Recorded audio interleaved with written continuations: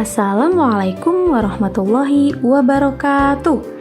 Good morning friends, how are you today? I hope you all in good condition. Okay friends, before we start our study today, let's open our study by reciting Basmalah together.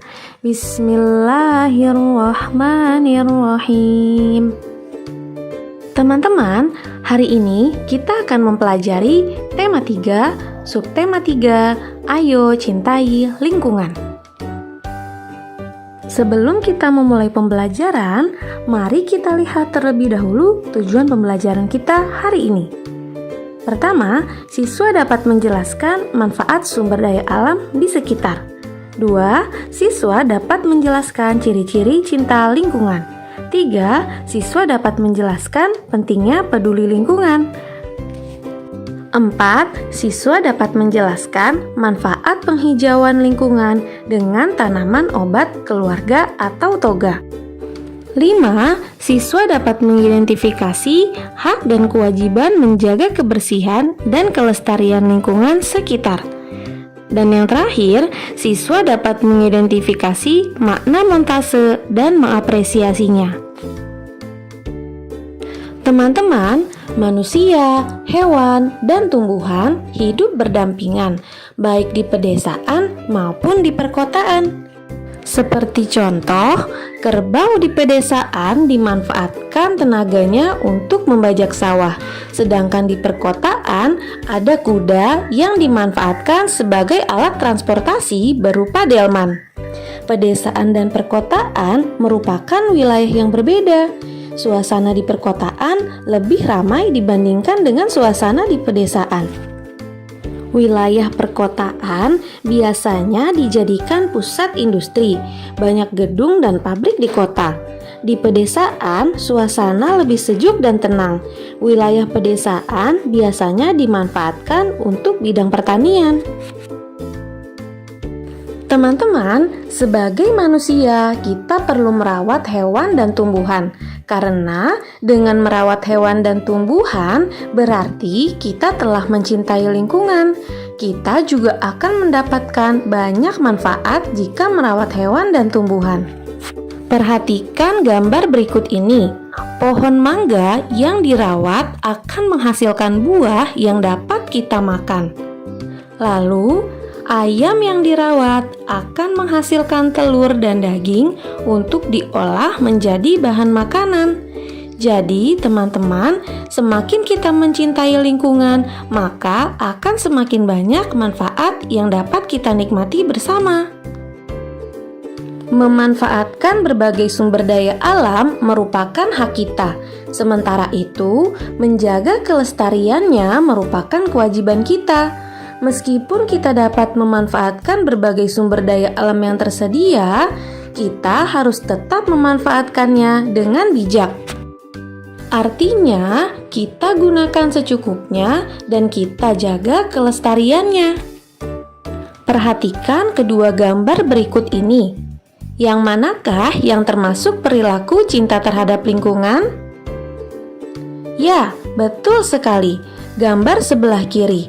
Gambar ini menunjukkan perilaku cinta terhadap lingkungan, yaitu melestarikan lingkungan dengan melakukan penghijauan. Teman-teman, apa ya ciri-ciri cinta lingkungan? Yuk kita pelajari bersama-sama. Cinta lingkungan merupakan sikap yang menunjukkan kepedulian terhadap lingkungan. Salah satunya yaitu dengan cara menjaga keseimbangan dan kelestarian sumber daya alam. Ada banyak cara yang dapat dilakukan untuk menjaga keseimbangan dan kelestarian sumber daya alam. Kita dapat memulainya dari hal kecil hingga yang besar. Berikut contoh-contoh tindakan menjaga keseimbangan dan kelestarian sumber daya alam. Membuang sampah di tempat sampah. Selanjutnya, menyiram dan merawat tanaman. Lalu, menanam tumbuhan, merawat hewan peliharaan dengan baik. Dan yang terakhir, memanfaatkan sumber daya alam sesuai kebutuhan. Jadi teman-teman, kita sebagai manusia hendaknya memiliki rasa cinta terhadap lingkungan. Rasa cinta terhadap lingkungan senantiasa dapat membuat kita selalu sadar untuk menjaga dan merawat lingkungan dengan baik. Teman-teman, berikut ini adalah gambar lingkungan yang terawat dan lingkungan yang tidak terawat. Perhatikan kedua gambar berikut ini. Jika kita membiarkan lingkungan tidak terawat, artinya kita tidak peduli terhadap lingkungan. Seperti contoh, sampah yang dibiarkan menumpuk membuat udara di sekitar menjadi tercemar. Selain itu, tumpukan sampah dapat menjadi sumber penyakit. Selanjutnya, tumbuhan layu atau ditebang akibat lingkungan yang tidak terawat akan mengakibatkan tumbuhan tersebut tidak dapat menghasilkan oksigen untuk kita bernafas. Begitu pula dengan hewan yang tidak dirawat, mereka dapat menularkan penyakit kepada hewan lain, bahkan kepada manusia. Jadi teman-teman, kita harus selalu peduli terhadap lingkungan. Salah satunya dengan melakukan penghijauan lingkungan dengan tanaman obat keluarga atau toga. Apakah teman-teman tahu apa itu toga? Untuk lebih jelasnya, mari kita pelajari bersama-sama. Tanaman obat keluarga atau toga adalah tanaman hasil budidaya rumah yang berkhasiat sebagai obat. Menanam toga di lingkungan rumah memberikan banyak keuntungan bagi kita. Selain untuk penghijauan, toga juga dimanfaatkan sebagai obat alami. Tanaman obat yang pertama adalah kunyit. Kunyit dapat digunakan untuk bumbu masakan, juga dapat digunakan untuk mengobati bengkak dan terkilir, serta menyembuhkan flu dan demam. Juga dapat mencegah tumbuhnya sel kanker dan mengatasi masalah kesehatan pada organ dalam seperti usus. Selanjutnya ada bawang putih. Bawang putih dapat digunakan untuk bahan masakan. Juga dapat digunakan untuk mengobati penyakit kulit seperti kutil dan jerawat, serta dapat menurunkan darah tinggi. Bawang putih merupakan sumber antioksidan yang diperlukan tubuh untuk mencegah bakteri, jamur, dan virus, serta dapat mencegah kanker. Selanjutnya ada kumis kucing. Kumis kucing berkhasiat untuk mengobati masalah ginjal, mulai dari batu ginjal hingga radang ginjal. Juga untuk mengobati rematik, asam urat, hipertensi, dan diabetes. Yang dimanfaatkan dari kumis kucing adalah daunnya. Jadi teman-teman, kunyit, bawang putih, dan kumis kucing hanyalah 3 contoh tanaman yang dapat ditanam di tanaman obat keluarga. Masih banyak jenis tanaman obat lain yang dapat kalian tanam dan manfaatkan untuk kesehatan kalian. Contohnya jahe, kencur, lidah buaya, sirih, temulawak, dan jeruk nipis. Teman-teman, kebersihan lingkungan yang kita tinggali merupakan tanggung jawab kita sebagai orang yang menempatinya. Tinggal di lingkungan yang bersih merupakan hak semua orang. Apabila salah satu orang tidak peduli terhadap kebersihan lingkungan, maka orang tersebut telah mengambil hak orang lain untuk menempati lingkungan yang bersih dan sehat. Jadi, kita harus selalu melaksanakan kewajiban kita untuk menjaga kebersihan lingkungan agar kita dapat selalu hidup di lingkungan yang bersih dan sehat. Kewajiban yang dapat kita lakukan yaitu selalu menjaga keseimbangan dan kelestarian sumber daya alam.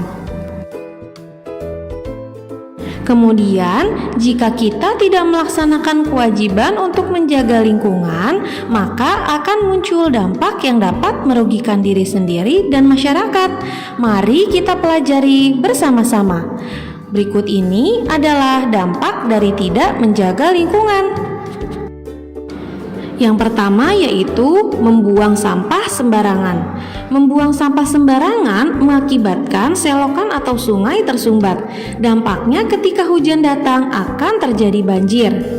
Dampak banjir bagi lingkungan adalah lingkungan menjadi kotor, banyak lumpur, dan sampah berserakan saat banjir surut.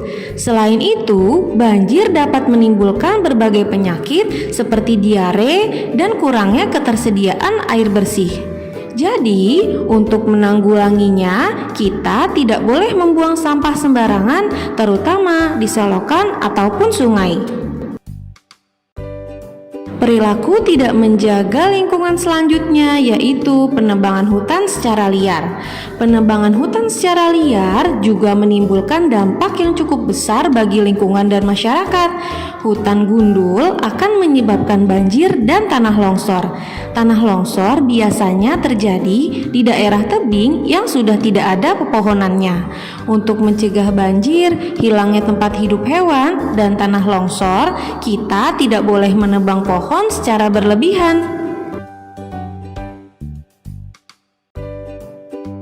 Teman-teman, lingkungan yang bersih dan indah dapat kita tuangkan ke dalam bentuk seni rupa, tidak hanya dalam bentuk lukisan atau gambar saja, tetapi juga dalam bentuk karya montase. Perhatikan kedua hasil karya berikut ini. Ada hasil karya montase dan hasil karya kolase. Jika dilihat sepintas, hasil karya montase dan kolase memiliki teknik dasar yang sama. Hasil karya montase dan kolase di atas menggunakan kertas sebagai unsur karya. Namun, jika kita lebih cermati, montase menggunakan potongan gambar berupa benda dari koran atau majalah, sedangkan kolase menggunakan potongan kertas untuk membentuk benda. Montase adalah karya seni yang dibuat dengan cara memotong gambar-gambar objek dari beberapa sumber, kemudian ditempelkan pada satu bidang sehingga menjadi kesatuan karya seni. Bahan-bahan yang biasa digunakan untuk membuat montase yaitu majalah dan koran. Kelebihan dari karya montase yaitu dapat mengembangkan imajinasi dalam menggabungkan beberapa gambar menjadi satu kesatuan yang menghasilkan sebuah cerita. Teman-teman, cukup sekian pembelajaran kita hari ini. Mudah-mudahan apa yang kita pelajari dapat bermanfaat bagi kita di kehidupan kita. Okay friends, let's close our study today by reciting hamdalah together. Alhamdulillahirabbil alamin. Thank you for your attention. Wassalamualaikum warahmatullahi wabarakatuh.